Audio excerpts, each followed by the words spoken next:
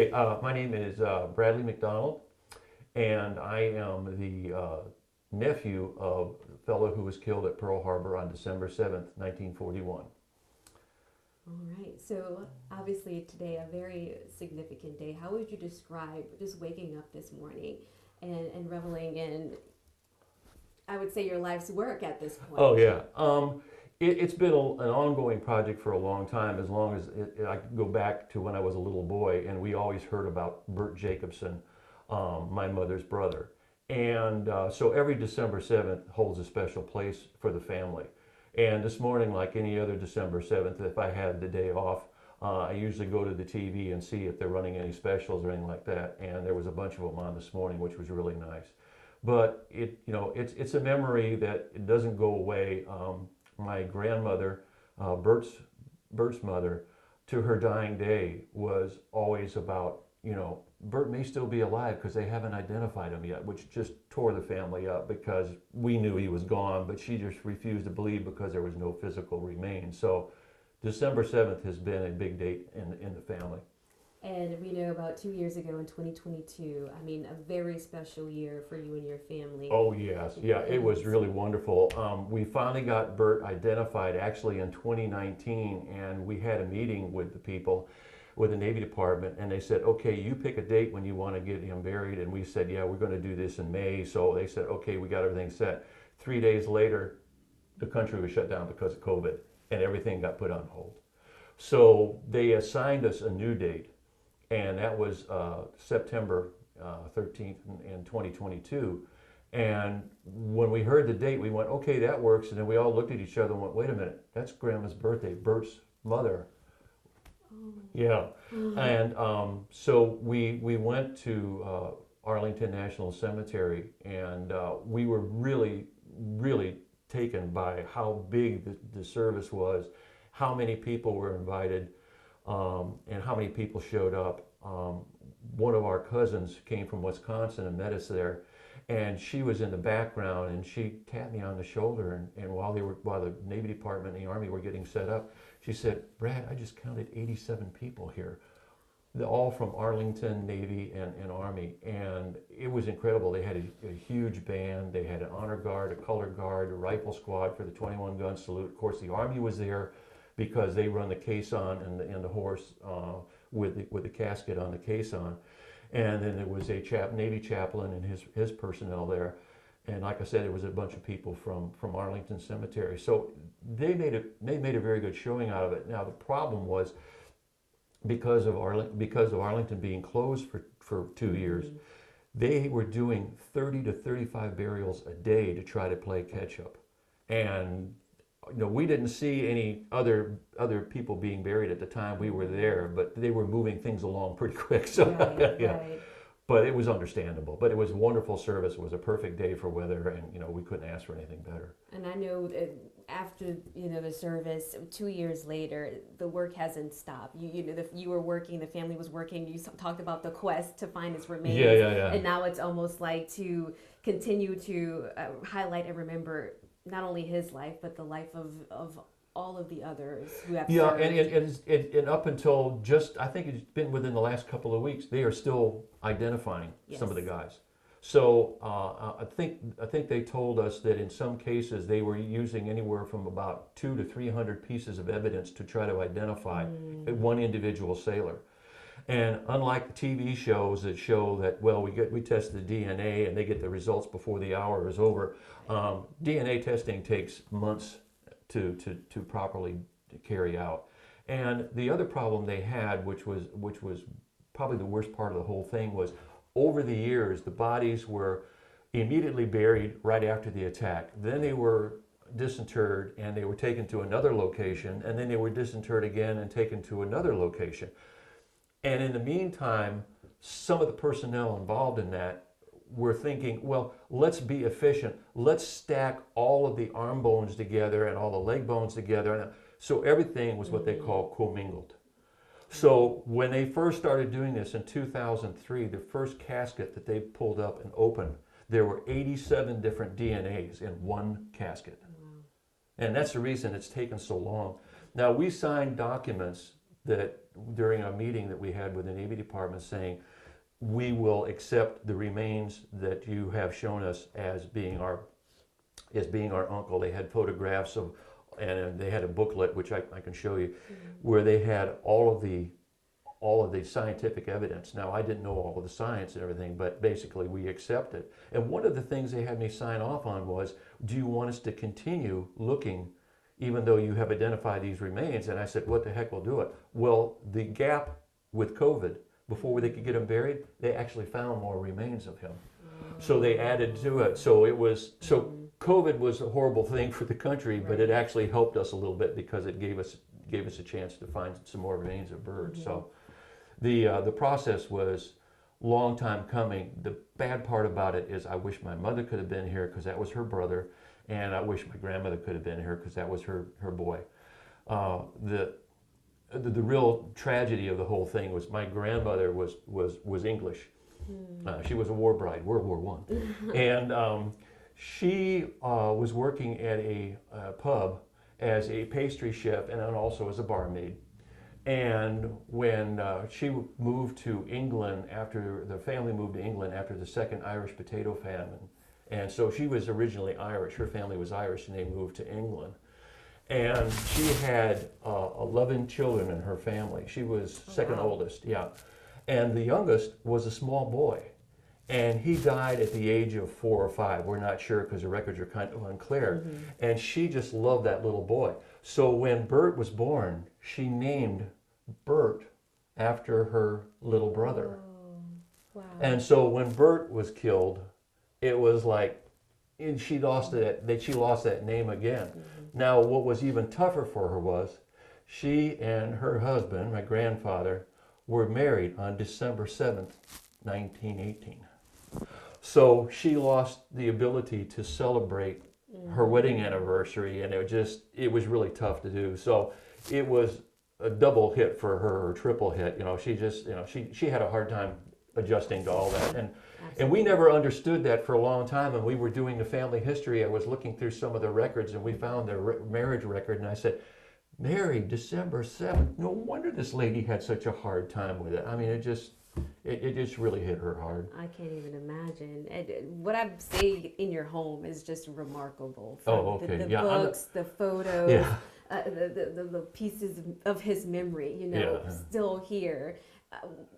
Describe the process for you to kind of go through this work and the meaning and drive behind it. For doing all of the paperwork and so forth, my mother kept meticulous records. That helped us an awful lot. I have 3 4-inch binders that were full of all the papers that she kept, and all during her quest, which started shortly after the war ended.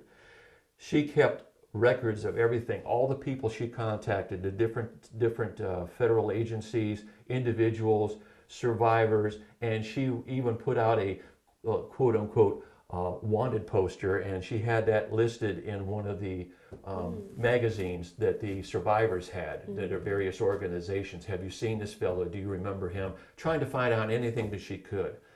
And when we had the funeral in Arlington on the way back, we were thinking, you know what, we really need to do a photographic, keepsake of all this, because we understand it and some of our children understand it, but generations to come may not fully comprehend what was going on and what we went through to get this. So I did a record this way of a 2-volume scrapbook, which has his early family history and his history, and then him joining the Navy and then going to Hawaii.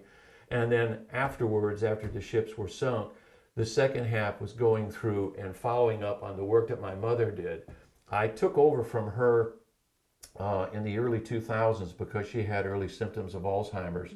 So in order to keep the things going, I went ahead and took over, and I either contacted by phone or by email or letter all the folks that she had been in touch with and said, look, I'm taking over. Mom's not doing too good, so please, if you have any more information. And that turned out to be really great, because as things started to develop and we started looking at DNA testing, I started getting an awful lot of emails and letters and so forth. We got invitations to go to meetings in Durham and also in Greensboro, where we all gathered, all of us who had lost people in all different wars. And then they separated us into groups: World War I, World War II, Korea, Vietnam, and things like that. And then they broke us out even into smaller groups, so that in World War II there was a group for just Pearl Harbor folks. And the first meeting we went to in 2018, we came away, or in 2012, we came away with a feeling of like, and the guy was telling us, he said, look, we're going to try, he says, but we won't find them in your lifetime, and we probably won't find them in your children's lifetime, but maybe, just maybe, we'll find them after that. The second meeting was in Greensboro in 2018, and they had us all sitting in groups, and they had us at this one table marked for Pearl Harbor. And the fellow in charge of the whole thing got up and he pointed to our table. He says, I got great news for you folks. We've just found a new way, new techniques. We've got new equipment. We have all sorts of new technicians and people, and we're going to find them.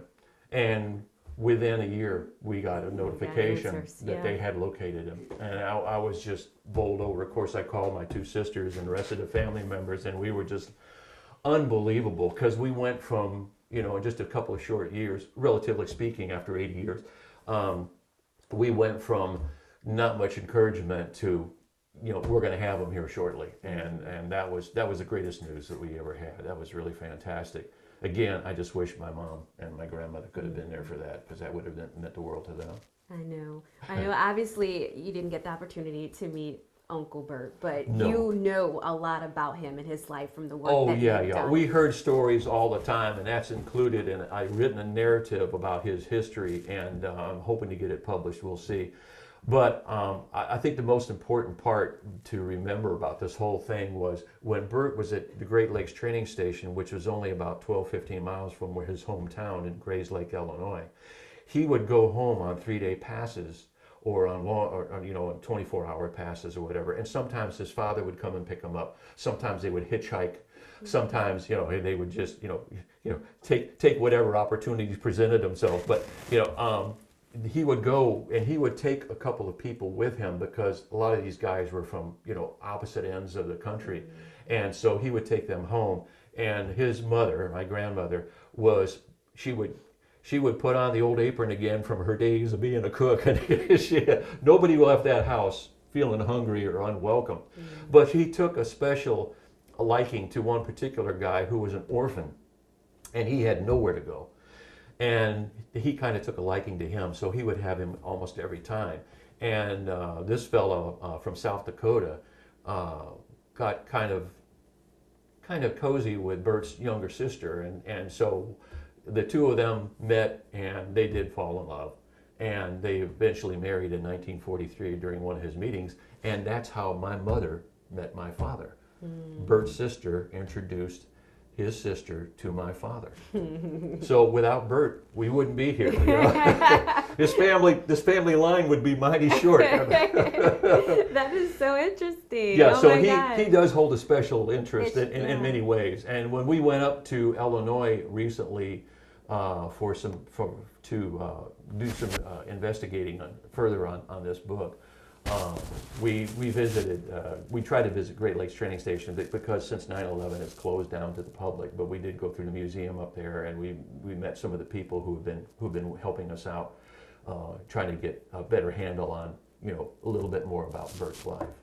What did you learn about him in terms of as a service member? As a service member, a lot of this came from my dad, and he told me that, and my mother would say that Bert was a very good student. He was, when I was looking through his records, he got A's in everything. And the people in Grays Lake sent us a picture of scans of his high school yearbook, because his was lost somewhere along the line. But he was in every organization possible. Plus, he was in the band.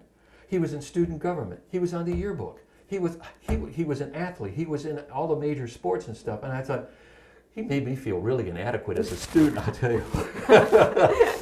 But he was very, very popular, very outgoing, very good sense of humor. And in his time in the Navy, he was very quick study.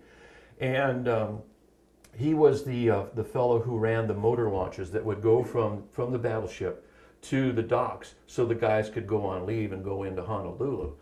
And the night before, I ran into a fellow at one of the reunions. The night before, the guy told me, he said, Bert was on duty the night before. He went on duty from 12 midnight till 6 in the morning running the motor launch back and forth. So at 6 o'clock in the morning, he got off duty, got showered, filled out his report, got breakfast, and then went to bed. So when the attack occurred, he was sleeping in his bunk, literally. Now, we don't know for sure what happened, but all the guys that were in the Navy that knew him said that if battle stations were sounded or with the impact of the first torpedo that hit, it would probably wake him up. His sleeping quarters was all the way in the bow of the ship. His duty station was all the way in the back in engineering. So he would have had to have traveled the entire length of the ship to get to his duty station. Chances are he didn't make it because the torpedoes were hitting one right after the other in the center of the ship, and anywhere from 9 to about 13 torpedoes hit, depending upon who you believe. By the time they got done hitting that ship so many times, that's the reason it rolled over, the torpedoes were entering the holes that the previous torpedo hit, so they were going inside the ship rather than just on the outside. And as the ship was rolling, the torpedoes were hitting above the waterline up in the upper superstructure. So chances are he was killed probably trying to get in battle stations. I don't think he died in his bunk, but I do think he was killed in battle stations. Now he was with, besides my father, there were some other guys that he was with, and they called themselves the Four Musketeers. It was Bert, my father, and a fellow from Illinois also by the name of Chet Jankowski, and Chet was a guy I met out in Oklahoma. He was really wonderful. I had this picture sitting next to me, and I said, "Do you know this guy?" And he said, "Yeah, I know him." So he was really great. The fourth guy traveled with them when they went to training. At that time, the Ford Motor Company was training all the Navy personnel because the Navy wasn't in the war yet, but they were training all the personnel. Ford built training classes, barracks, chow halls, and recreation centers and all those kind of things, and then charged the Navy $1 a year to use them. And then he used the Ford Motor Company personnel to train these guys how to use pipe fitting, machine tools, how to do work on machinery and so forth. And they would take their classes, and then they'd have a little bit of relaxed time at night. But when all the training was over with, they said, okay, we're all going to get a set of orders, and let's all meet back at the barracks at the bulletin board. And what we're going to do is we're going to find out who's going where. Well, Bert and Chet came up with their orders, and they were grinning from ear. We're going to Paradise. We're going to Hawaii. Little did they know. My poor dad, he got North Atlantic duty in the middle of winter. Wow. Yeah. He said where the waves would hit the ship and the water would freeze instantly on the side of the ship. Not exactly paradise. No. He wasn't too happy. The fourth guy shows up in civilian clothes, and they said, "What are you doing in civilian clothes?" He said, "I got detached duty. They want me to stay here in Detroit because the Ford plant is shutting down building cars, and they're going to start building Army trucks, and we're going to be building airplanes, and we're going to be building all this war material, so I got to stay here." That was Hank the Deuce, Henry Ford II. Oh. There was Henry Ford, then there was his son Edsel, and then Edsel had several children, and Henry Ford II, or Hank the Deuce as everyone called him, had to take over the plant because Ford made some incredible contributions to the war effort. All the manufacturers did. Everybody was switching over and making more war material. Right. But that was the Four Musketeers. So when I met Chet, I said, "Chet, my dad told me a lot of war stories. What about the Four Musketeers?" He goes, "Yep, that was it." And he was very, very, very, very nice. He kind of took me under his wing, and we spent the entire 3 or 4 days out there in Oklahoma City together. And he told me a lot of neat stories about Bert, so that was really great. Of course, my dad had told me a number of them too. But Chet and Bert and several other guys were stationed on the Oklahoma at the same time. So what they did is from Illinois, they took a train out to San Diego, and the USS Oklahoma was at San Diego at that time getting some work done on the ship. They were being refit and modernized.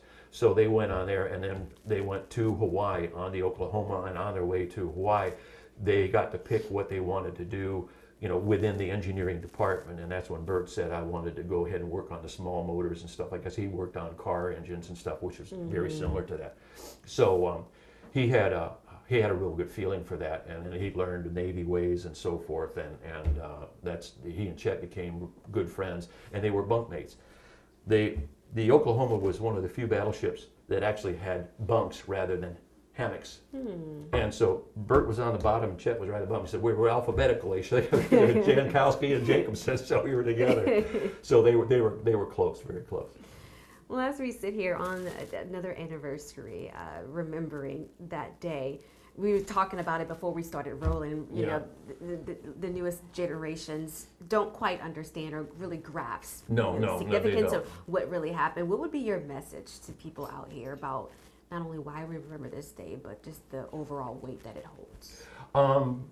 The reason we need to remember is when you, I know there's other people who have said this better, but when you forget history, you're doomed to repeat your mistakes. And sure enough, we forgot about Pearl Harbor and we had 9/11. And the other reason we need to remember these guys, they were most of the average age of the people who died were, you know, they're in their 20s.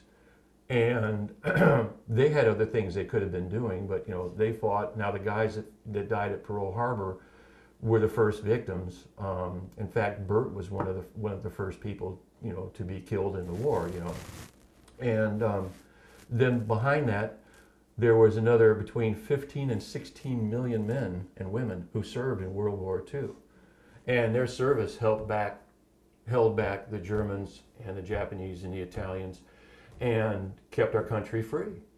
And when you forget about those sacrifices, it's, you know, you forget about our history, then you really don't understand completely how we are where we are now, that we have, you know, we have these freedoms to enjoy because of sacrifices made by not only my uncle, but so many other people. And it's sad because right now I think there's only like about, the last time I heard a number was like 12 or 15,000 World War II veterans that are still alive out of 15 to 16 million that originally served. And it's, you know, and I know most children, kids, younger people don't exactly care for history. It's in the past. Why do we need to know about it now? You need to know about it now because you need to know the sacrifices that were made by all the people who served. Well, thank you so much. Okay, ladies, are we ready?